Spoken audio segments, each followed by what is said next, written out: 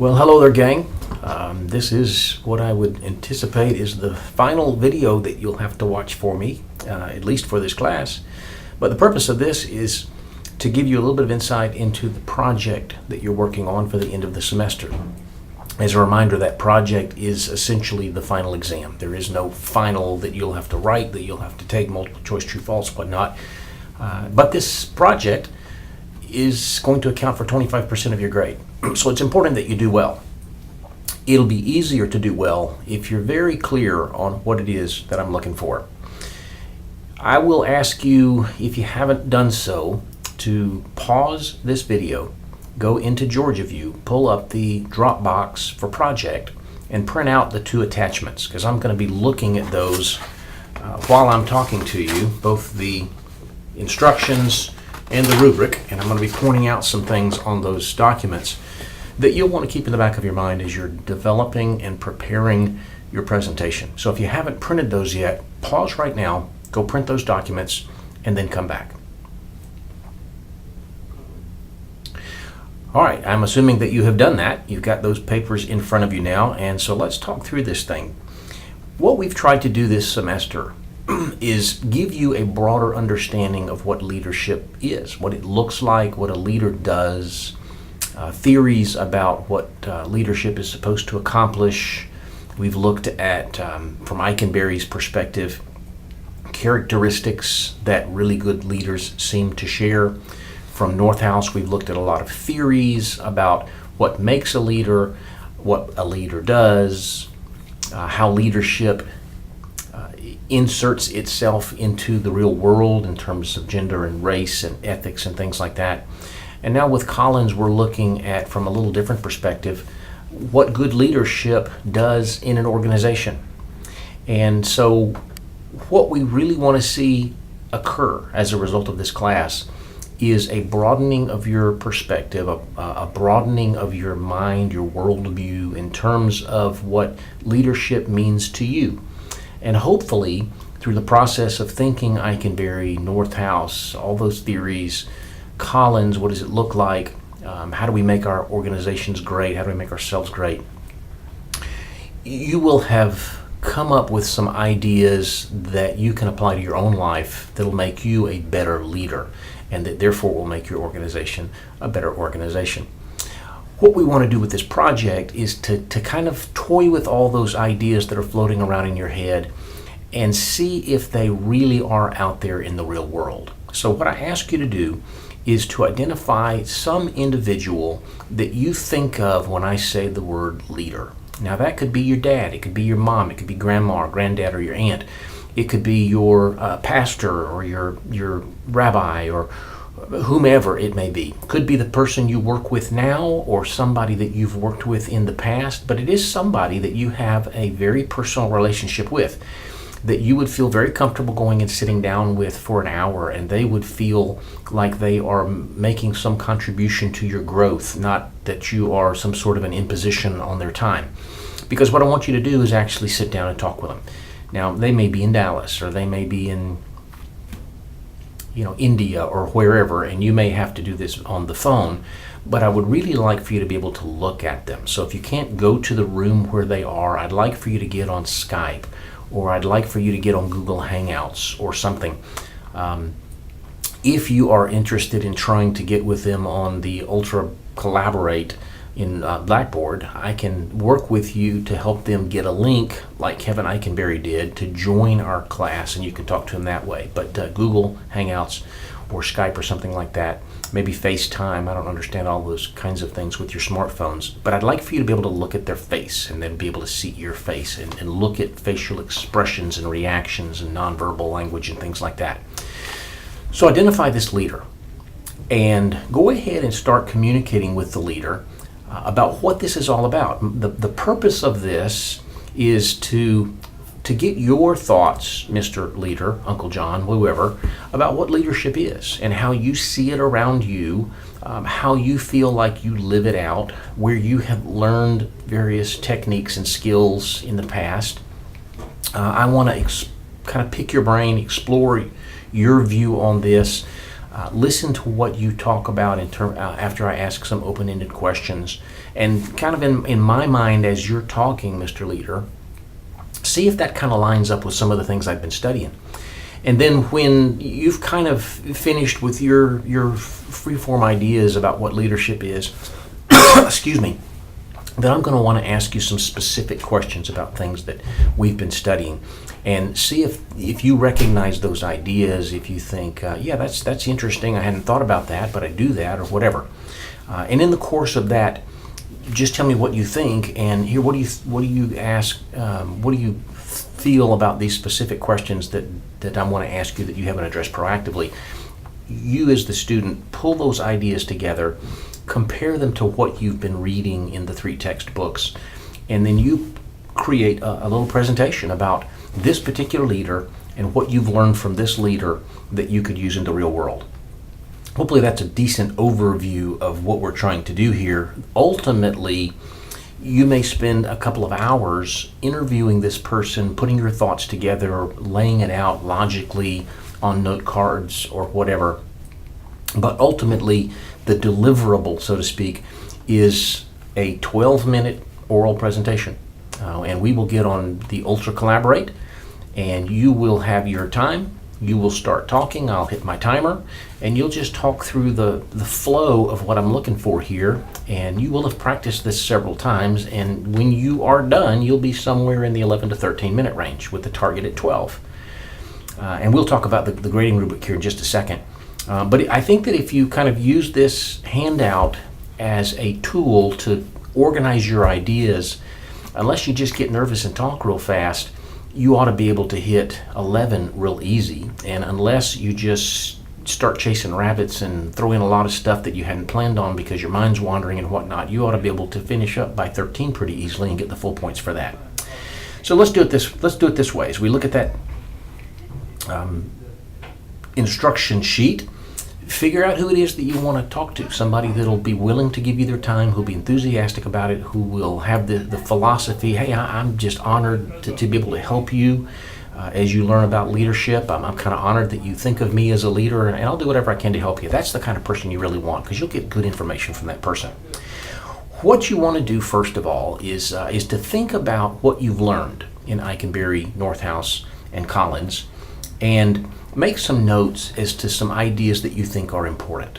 And you want to kind of be thinking about those ideas as you talk to your folks, because you want to see if they bring those things up proactively. Schedule a time when you can go and meet with your person. And ideally, you'd say, I'd like to have at least a half an hour of your time. Maybe we'll meet several times. Ultimately, maybe it would be great if I could get about an hour of your time. And if it's more convenient for you to do that in one setting, that's great. I can come to your place of business. I can meet you after work. We can get a cup of coffee. If it's convenient for us to meet 2 or 3 times for 15 or 30 minutes at a time, we'll just kind of build from one session to the next. But ultimately, I'd really love to have about an hour of your time by the time we're done. And you go and you sit down at that interview, and again, you explain this is for a master's class I'm taking on organizational leadership. We've been learning about theories and the real world application of these things. And what I'm trying to do now is without kind of leading you to the answers, just see if your experience in leadership lines up with what we've been talking about. So what you might do first is just give some open-ended questions like, what does leadership mean to you? You know, if you had to define what leadership is, what does it mean? What does it mean to be a leader as opposed to a manager? What do you do in terms of when you need to be a leader, getting people to follow you? How do you decide what leaders you're going to follow? Those kinds of things. And then just listen and see if they talk about things like relationships and trust. How do you become a better leader? How do you improve on areas where you're weak in terms of leadership? And see if they talk about things like learning continually, and what are the important things to be a successful leader. See if they talk about things like building other people or managing projects in time and things like that well, without using those buzzwords from Eikenberry and from Northhouse and from Collins. Open-ended exploration type questions, and see if they talk about it. And it's very likely that they're going to talk about these concepts without using the words. It's very likely that they'll talk about these theories in Northhouse. I just feel like being a leader is all about helping people achieve their goals. Well, gosh, you just described servant leadership and path goal theory, but you didn't use those words. And it may be that they don't even know what those words are, but they know the concepts behind those words. So you talk for a little while, open-ended, tell me about this. One of the things that you're going to want to find out early on is a little bit about the company they work for, how big it is, where it is, what they do, how long they've been there, what its market is, that kind of thing. And you're also going to want to find out a little bit more about that person, where they went to school, what they studied, what kind of degree they got, what they've done that led them to this point where they are a leader, whether it's a manager or whether they're informal. How long they've been there, what their typical roles are. And I'd like for you in the course of your presentation, in just 2 minutes maybe, give us the overview of the company, just the high level stuff. Nothing really in depth. 2 minutes worth of what it is. Okay, we're familiar with the company now. And then 2 minutes, tell us about your person. Give us the background of where they are. So we say, okay, yeah, that sounds like a pretty good leader. So, 3 or 4 minutes, you've covered those 2 sections.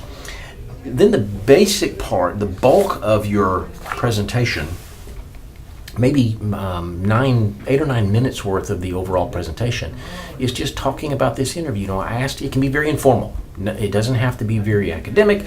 It can be very casual in terms of your presentation. I asked my leader about this, and this is what he said. And as he was saying that, I was thinking the whole time about when Eikenberry talked about this. Or he talked about one of the big challenges of the leader is getting the organization moving towards a goal, and then once that organization starts moving, to keep it going. Well, gosh, that sounded just like Collins and his flywheel, those kinds of things. So what I'm listening for as I'm grading this is, do you make reference to Eikenberry? Do you make reference to Northhouse into the theories? Do you make reference to Collins? Does it seem pertinent to what the person was talking about? By the time you're done, what you want to be able to illustrate to the folks who are on the call is that you've picked up on some important concepts from these 3 books, from the discussion boards, things like that. You've talked with somebody in the real world, and you've been able to see where those folks who haven't taken this class, who haven't read this book, are implementing those theories and those practices and those concepts, even if they don't know what they are. And B, as you bring to their attention in the second part of your interview some of these concepts, they say, oh yeah, I do that all the time. I just never really thought about it. So the second part of your interview, you may start asking questions like, well, one of the things we talked about in our class was the importance of building relationships and how people will go farther for you, buy in more if they feel like you care about them. What do you think about that?